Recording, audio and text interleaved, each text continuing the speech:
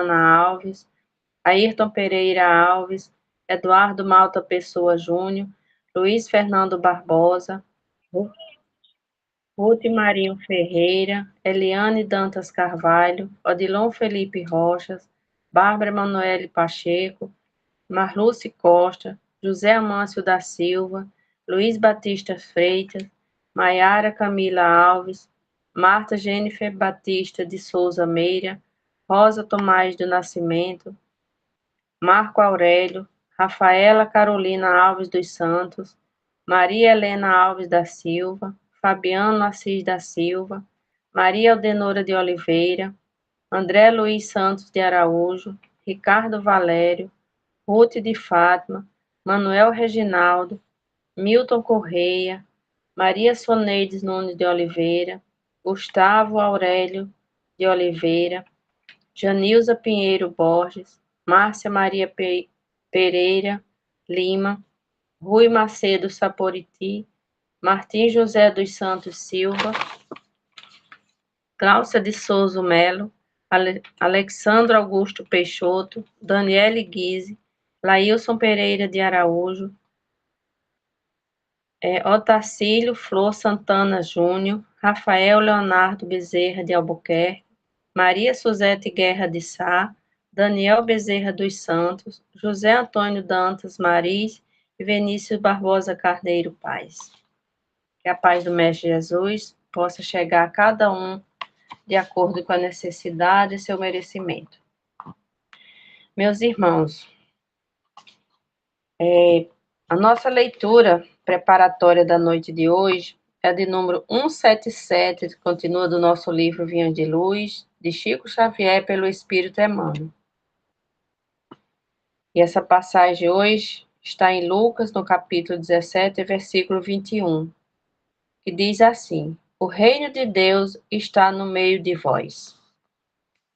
E o Emmanuel descreve essa frase da seguinte forma: nem na alegria excessiva que ensurdece, nem na tristeza demasiada que deprime, nem na ternura incondicional que prejudica, nem na severidade indiscriminada que destrói, nem na cegueira afetiva que jamais corrige, nem no rigor que resseca, nem no absurdo afirmativo que é dogma, nem no absurdo negativo que é vaidade, nem nas obras sem fé que se reduzem a pedra e pó, nem na fé sem obras, que é estagnação da alma, nem no movimento sem ideal de elevação, que é cansaço vazio, nem no ideal de elevação sem movimento, que é ociosidade brilhante, nem cabeça excessivamente voltada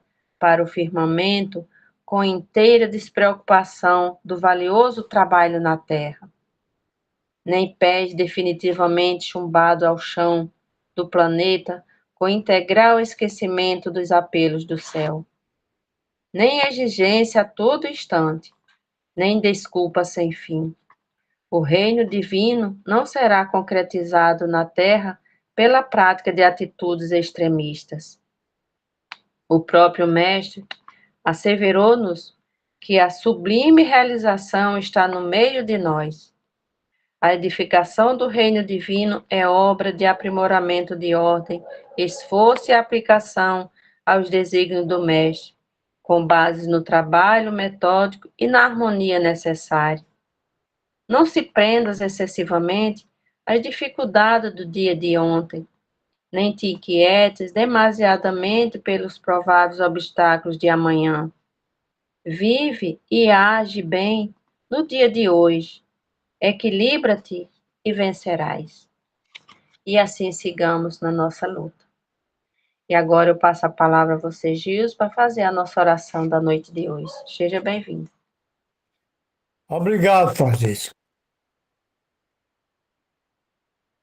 Só temos hoje que agradecer ao Pai do céu que nos deu a luz para contornar o dia de hoje e pedir a Ele mesmo que o amanhã seja melhor do que hoje. Então vamos fazer a prece de cartas. Deus nosso Pai, que sois todo poder e bondade, dai força àquele que passa pela provação, dai luz àquele que procura a verdade, pondo no coração do homem a compaixão e a caridade. Deus, dai ao viajor a estrela guia, ao aflito a consolação e ao doente o repouso. Pai, dai ao culpado o arrependimento, ao espírito a verdade, à criança o guia, ao órfão o pai. Que a vossa bondade se estenda sobre tudo que criaste. Piedade, Senhor, para aquele que vos conhece e esperança para aqueles que sofrem. Que a vossa bondade permita ao Espírito Consolador derramar por toda parte a paz, a esperança e a fé. Deus, um raio, uma faísca de vosso divino amor pode abrasar a terra, deixando-nos beber na fonte desta bondade fecunda e infinita, e todas as lágrimas secarão, todas as dores acalmar-se-ão. Um só coração, um só pensamento subirá até vós, como um grito de reconhecimento e de amor. Como Moisés sobre a montanha, nós vos esperamos com os braços abertos. Ó bondade, ó poder, ó beleza, ó perfeição, queremos de alguma sorte merecer vossa misericórdia. Deus, dai a força no progresso de subirmos até vós. Dai-nos a caridade pura, dai-nos a fé e a razão. Dai-nos a simplicidade que fará de vossas almas o espelho onde refletirá um dia a vossa santíssima imagem. Que assim seja. Pai amado, recebe esta humilde prece, transformando em bálsamo e consolador para todos nós, encarnados, desencarnados, amigos e inimigos, para que possamos ter o Evangelho da noite de hoje com muita paz, muita perseverança e muita alegria no coração de todos nós. E assim seja, eu volto a palavra a Francisco. Muito obrigada, meu irmão. E aqui, amado Mestre Jesus, a nossa Mãe Maria Santíssima, a toda a grega de luz, os nossos mentores espirituais, os nossos anjos guardiões, em especial ao Dr. Bezerra de Menezes, a quem pedimos a permissão para iniciar o nosso Evangelho da noite de hoje, passando a palavra à nossa irmã Rita, que fará a leitura e a explanação. Seja bem-vinda. Obrigada, Francisca. Boa noite a todos. Que os espíritos de luz se iluminem nossas mentes, facilitando aí a compreensão do que vamos hoje estudar. Ainda no capítulo 5, Bem-aventurados os aflitos, nossos itens de estudo serão 24 e 25, iniciando pela infelicidade real, que é uma instrução do espírito Delphine de Girardi, dada em Paris em 1861. Todo mundo fala da infelicidade, todo mundo a experimentou e crê conhecer seu caráter múltiplo. Venho vos dizer que quase todos se enganam e que a infelicidade real não é tudo aquilo que os homens querem dizer. Os infelizes a supõem. Eles a veem na miséria, no fogão sem nome, no credor ameaçador, no berço vazio do anjo que sorria, nas lágrimas no féretro que se acompanha da cabeça descoberta, e de coração partido na angústia da traição, na nudez do orgulho que gostaria de se cobrir de púrpura, e que esconde com dificuldade sua nudez sob os farrapos da vaidade. E tudo isso, e a outras coisas ainda, se chama de infelicidade na linguagem humana. Sim, é a infelicidade para aqueles que não veem senão o presente, mas a verdadeira infelicidade está nas consequências de uma coisa, mais do que na própria coisa. Dizei-nos se o acontecimento mais feliz para o momento, mas que tem consequências funestas, não é em realidade mais infeliz que aquele que causa, primeiro, uma viva contrariedade e acaba por resultar no bem? Dizei-me se a tempestade que quebra vossas árvores, mas saneia o ar, dissipando os miasmas insalubres que causariam a morte, não é antes uma felicidade do que uma infelicidade. Para julgar uma coisa é preciso, pois, ver-lhe as consequências. É assim que, para apreciar o que é realmente feliz ou infeliz para o homem, é preciso se transportar além desta vida, porque é lá que as consequências se fazem sentir. Ora, tudo o que se chama infelicidade, segundo sua curta visão, cessa com a vida e encontra sua compensação na vida futura. Vou-vos revelar a infelicidade sob uma nova forma, sob a forma bela e florida que acolheis e desejais com todas as forças das vossas almas equivocadas. A infelicidade é a alegria, é o prazer, é a fama, é a agitação vã, é a louca satisfação da vaidade, que fazem calar a consciência, que comprimem a ação do pensamento, que atordoam o homem sobre seu futuro. A infelicidade é o ópio do esquecimento que reclamais ardentemente. Esperai, vós que chorais, tremei, vós que rides, porque vosso corpo está satisfeito. Não se engana a Deus, não se esquiva do destino, e as provas credoras mais implacáveis que a matilha excitada pela miséria, espreitam vosso repouso ilusório para vos mergulhar, de repente, na agonia da verdadeira infelicidade, daquela que surpreende a alma enfraquecida pela indiferença e pelo egoísmo. Que o Espiritismo vos esclareça, pois, e recoloque em sua verdadeira luz a verdade e o erro, tão estranhamente desfigurados pela vossa cegueira. Então agireis como bravos soldados que, longe de fugirem do perigo, preferem as lutas dos combates temerários à paz, que não pode dar nem glória nem progresso.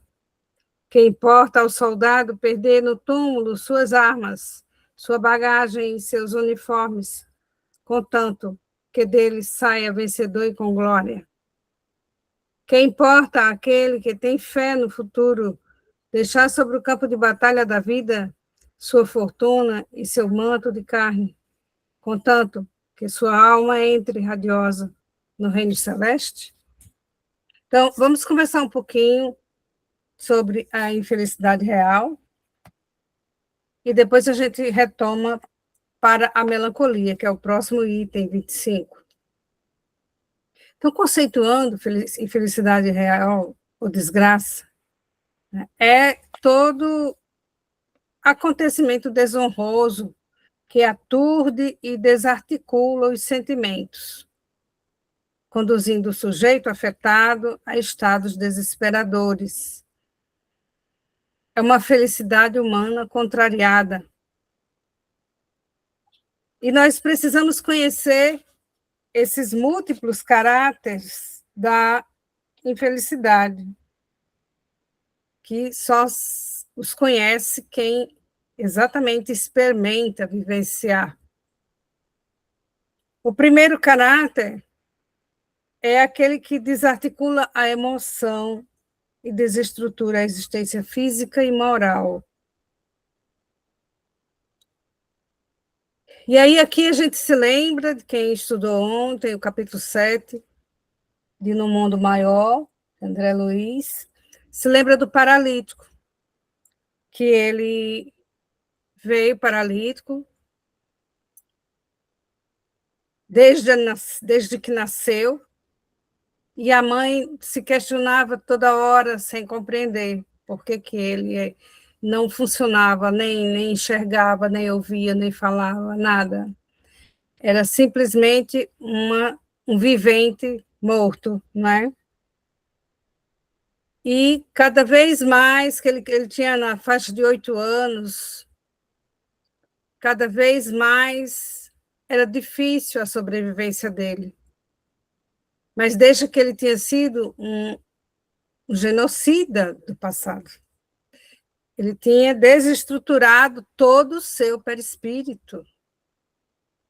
E estava nessa existência, pela bondade dessa mãe, desse pai, recuperando essas células espirituais que tinham sido destruídas por essas ações, que é exatamente a desarticulação da emoção, a desestruturação de todos os órgãos físicos e moral. Então, não são só as tragédias, as guerras, que fazem isso, mas é tudo aquilo que dilacera o íntimo do ser humano, que conspira contra as aspirações do ideal e do bem, da fraternidade e da harmonia. Então, nesse exemplo do paralítico, para essa vida que todo mundo, materialmente, sem conhecer o passado dele, achava que era uma grande infelicidade, ele estava vivendo a maior das felicidades dele, que era recuperar esses órgãos morais e espirituais que futuramente poderia voltar num corpo funcional, né? E um outro caráter da infelicidade é quando se identifica que toda desgraça se constitui consequências de atos infelizes, arquitetados por quem ora lhes padece os efeitos danosos. Então, esse é um outro caráter também da infelicidade para nós que a consideramos infelicidade porque não conhecemos passado nem o propósito reencarnatório, né, dos acontecimentos de cada indivíduo.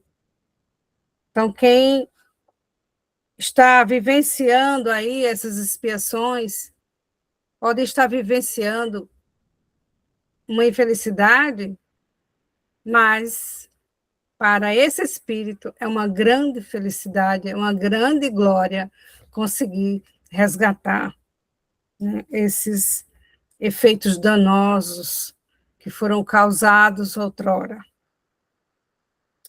E a gente pode se lembrar também nesse tema da infelicidade, da desgraça, o filme de Chico Xavier, das mães de Chico Xavier. Quantas mães desesperadas pela perda dos seus bebês, dos seus filhos amados, e quantos casos podemos, então, lembrar do nosso dia a dia, que também nos coloca a julgar dessa forma. Puxa, que infelicidade, que desgraça, né? Se não considerarmos a vida futura, que é as bem-aventuranças de Jesus. Ninguém vai entender as bem-aventuranças. Bem-aventurados os aflitos, ninguém vai entender se não entender a vida futura. Porque, como diz no item 1 e 2 desse capítulo, bem-aventurados os que choram, porque serão consolados. Se não temos a consciência da eternidade do Espírito, se não compreendemos a vida futura, não tem sentido essas bem-aventuranças. Só tem se entendermos que a vida continua.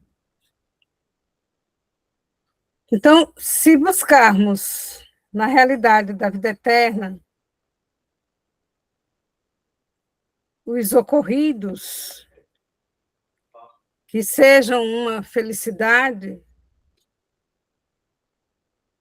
que muitas vezes a gente diz, fulano está tendo uma vida feliz. Nós aí conseguimos vislumbrar, enxergar só essa visão material.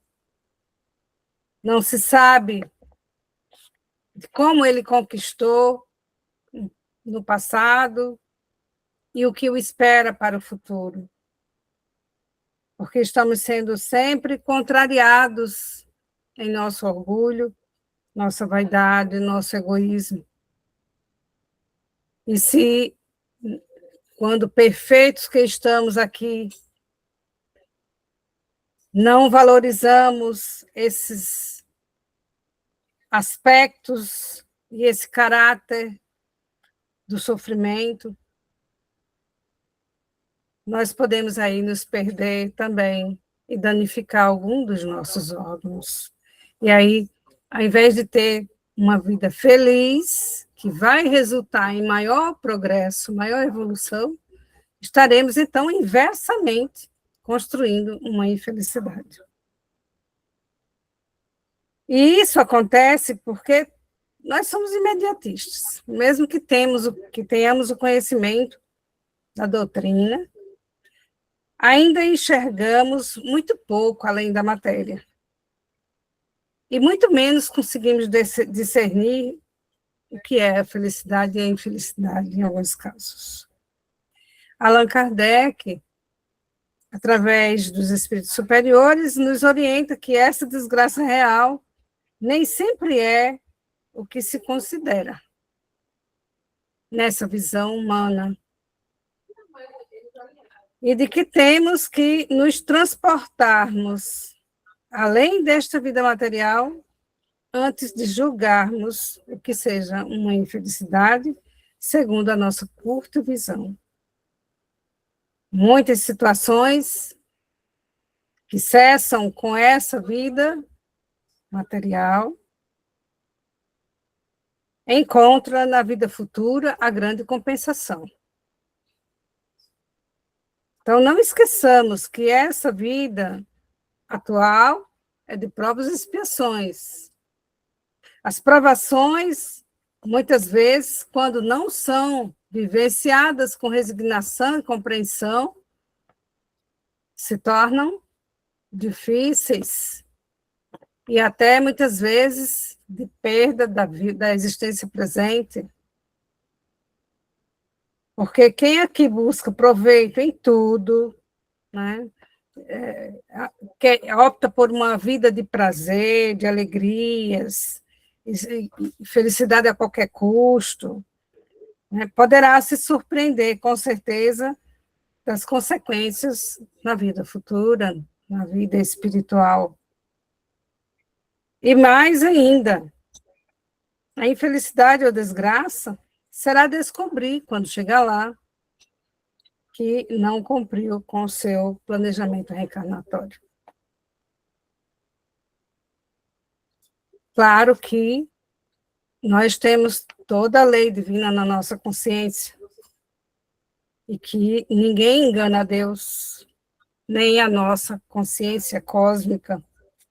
As leis da natureza estão na nossa própria consciência. E quando nos utilizamos ilusoriamente dessa enganação, quem está se enganando somos nós, né? Ninguém engana a Deus. Nós mergulhamos, então, o nosso espírito na indiferença, no egoísmo, na agonia e na verdadeira infelicidade. Então, vamos relacionar aqui algumas desgraças reais, né? O que para alguns é um momento de alegria e benesses, pode depois se converter em tormento e sombras, escassez e loucura. Por exemplo, quando se é responsável pela infelicidade alheia, por trair a confiança de alguém, caluniar, passar à frente informações falsas, sem ter passado pelos 3 filtros de Sócrates. Mais ainda, intensifique-se a peneira de Sócrates. Muitas mensagens da internet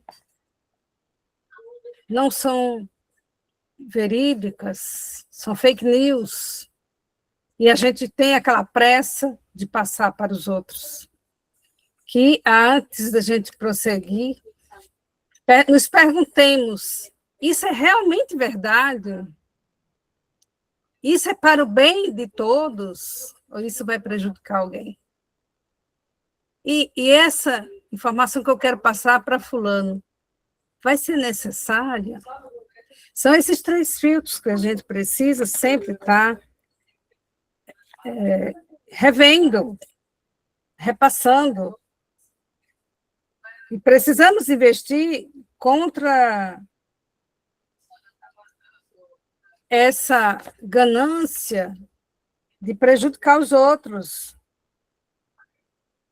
Quando a gente fere aí os valores éticos do próximo, semeando desconforto e sofrimento, levando muitas vezes ao sacrifício, ao ridículo, né? Quando a gente precisa falar algo de alguém, procura-se pelo menos falar individualmente, né? Só nós dois, né? Só as 2 pessoas, não em público. Isso ridiculariza os outros, e muitas vezes o que você está considerando a sua grande verdade não é a verdade. E aí isso vai lhe causar uma grande infelicidade no futuro. E até muitas vezes é uma algema que feriu o outro, e essa algema fica colada no seu braço. Então, quem é autor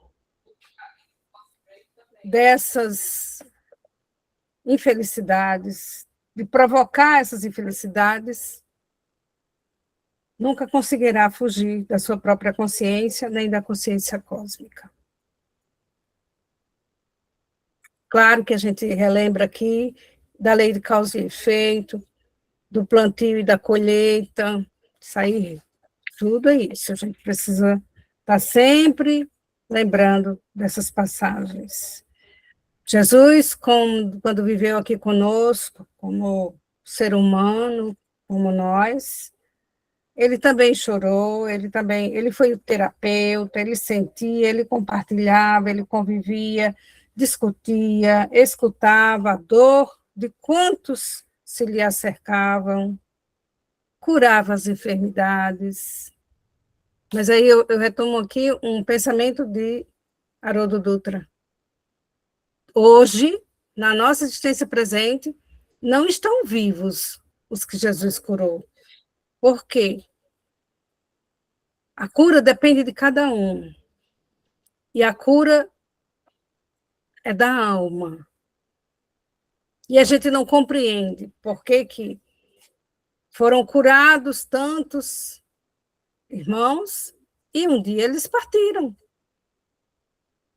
Mas eles não estavam curados por Jesus? Então é um momento da gente fazer alguma reflexão nesse sentido, de que também a gente procura muito a cura, porque acho que somos eternos nesse corpo precisa se manter eterno, mas agradecemos muito, porque as curas podem estar sendo no nosso perispírito, a cura para o nosso espírito, não exatamente para o nosso corpo,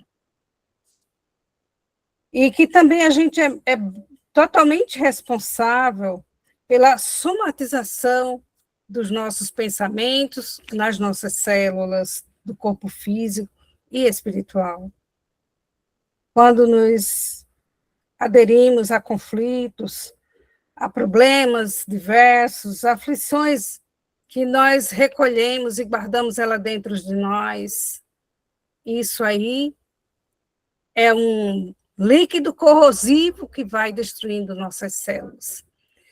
E o problema é que, além de destruir as células físicas, né, adoecer as células, causar um câncer, e todos os gêneros de enfermidades, muitas vezes são causados por essas aflições que a gente vai guardando dentro do nosso coração e deixa aí provocando aquele líquido corrosivo que vai nos destruindo. Enquanto que um sorriso e uma palavra de amor e compreensão têm um poder altíssimo para acalmar qualquer dor, mais que um anestésico. Nós precisamos cultivar os sentimentos de solidariedade entre nós humanos, multiplicando o alimento do corpo e da alma. Essa é a maneira providencial para vencer a desgraça, a infelicidade.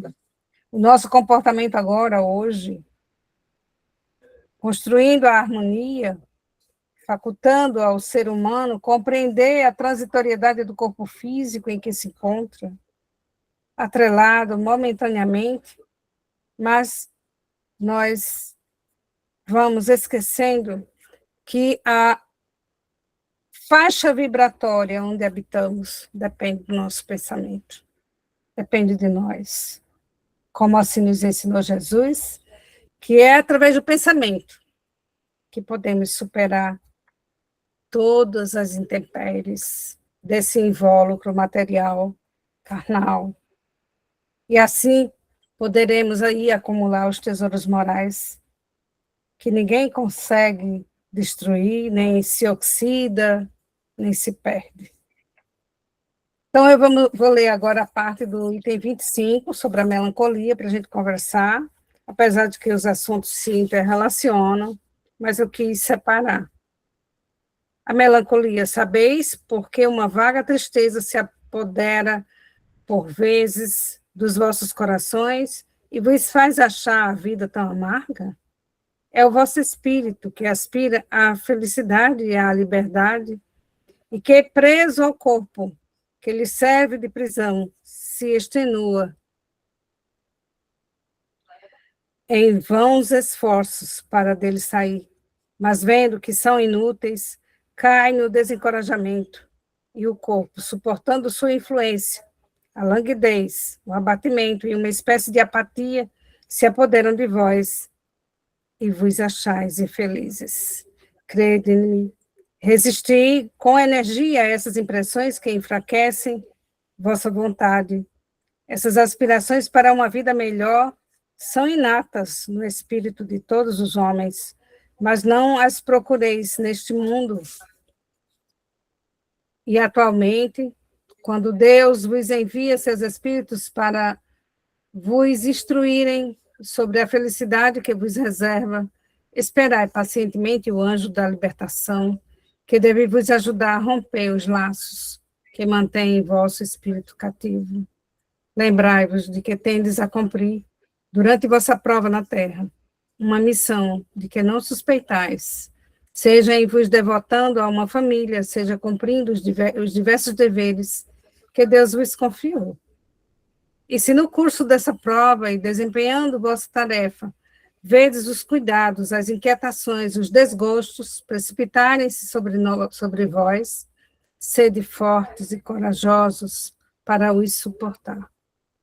Afrontai-os francamente, eles são de curta duração e devem vos conduzir para perto dos amigos que chorais, que se regozijarão com a vossa chegada entre eles e vos estenderão os braços para vos conduzir a um lugar onde os desgostos da terra não têm acesso. São instruções de François de Genebra, dadas em Bordeaux. Então, sobre a melancolia, a gente também retoma um exemplo que foi dado terça-feira no assunto sobre suicídio, porque o conceito de melancolia é aquela tristeza entediante, é um desânimo, como aquele ácido corrosivo que eu falei há pouco, que vai se espalhando e destruindo tudo que toca. É antes de tudo, uma revolta que implode por dentro de nós. E ela corrói nossa mente e nossas forças. Ninguém pode procurar nos outros um recado que está dentro de si. As leis divinas estão em nossa consciência, e é lá que a gente precisa buscar. E buscar também livrar-se da melancolia, apegando-se às pessoas que cuidam de ti, mas haverá um dia em que perceberá que a busca é ineficiente. Muitas vezes a gente diz, mas tem que ter filhos para cuidar da gente no final da vida. Não é bem assim, né? A gente precisa muito de Deus, precisa muito cultivar o amor, mas precisamos fazer nossa parte. A solução para nossas dores está dentro de nós. Temos que utilizar a luz da ajuda que nos vem para enxergar o porquê e as causas das nossas dores, e assim extirpá-las pelas raízes. Precisamos entendê-las e alterá-las como sejam necessárias, para que a gente precisa sair do lugar de vítima, porque a gente não fique sempre nesse lugar de vítimas. A minha dor é maior do que a dor do outro. Se você soubesse da minha história, claro, ao invés de sermos vítimas, passemos a autores da nossa própria história. Porque a dor, ela sinaliza algo que a gente precisa realmente descobrir o que é e como resolver. E quando a vida está entediante, né, é sempre porque estamos com um vazio do amor de Deus. E onde está a fonte desse amor? Sempre que nós auxiliamos a outros, nós sentimos que nos enchemos do amor. Não é só na oração de São Francisco, é dando que se recebe, mas em todas as práticas da vida, em todos os ensinos do Cristo, aí está a caridade como o remédio curador de tudo. E quantas pessoas, muitas vezes, preparam aí alguma coisa com o pouco que tem e vai procurar um irmão para ajudar. É aí que a gente se enche, preenche esse lugar, esse vazio que está dentro de nós. A melancolia é um vazio. O suicida, ele muitas vezes comete o crime porque está faltando amor dentro dele. Quando ele vai procurar dar amor aos outros, ele acaba recebendo esse amor que está lhe faltando. Quantas vezes, é o exemplo que Juarez falou terça-feira, né, da moça que ligava para o CVV, acabou ficando amiga de quem a ouvia. Então, retomo aquele exemplo lá de Juarez, que é quando a gente sai de si que se enche. Esse vazio é um sinal de alerta. E aí convido a todos, então, para fazermos a nossa prece, nos recolhendo aí no nosso interior, da mente, do nosso coração, e que possamos, com as instruções que foram trazidas hoje pelos irmãos espirituais, que possamos dizer, Senhor, vós que sois o Pai de todas as criaturas, dai-nos a toda a humanidade o amor e a compreensão, para que possamos seguir as vossas leis.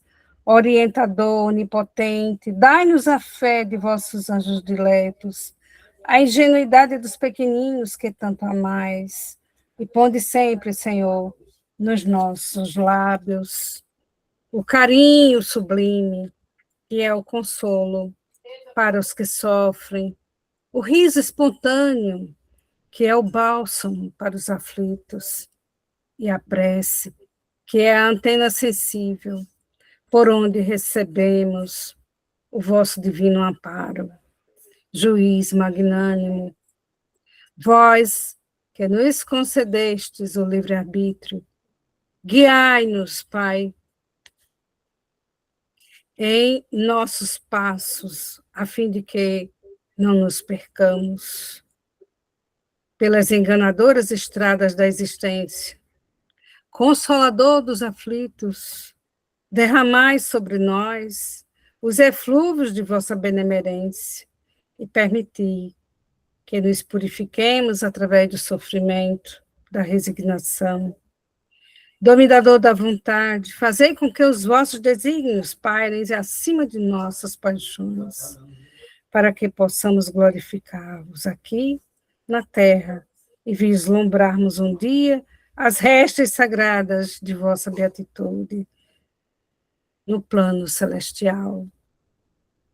Envolvamos aí todos os irmãos do plano invisível que estão conosco neste momento, pedindo às equipes espirituais que estejam apostos aí a socorrer todas as energias, que sejam neste momento merecedores do socorro fraterno, que todos sejam amparados e guiados, que todas as mentes ainda que estão vazias do amor de Deus possam se encher no auxílio ao próximo, na luz que apaga todas as, que ataca todas as sombras, que extirpa todas as sombras.